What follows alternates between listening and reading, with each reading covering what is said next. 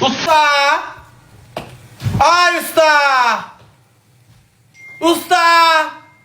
Gözüne çarpmış. Ay usta! Ay usta ne tıkıyıp gelmişsiniz? Ne tıkıyıp gelmişsiniz? Hamamdadır mı bu?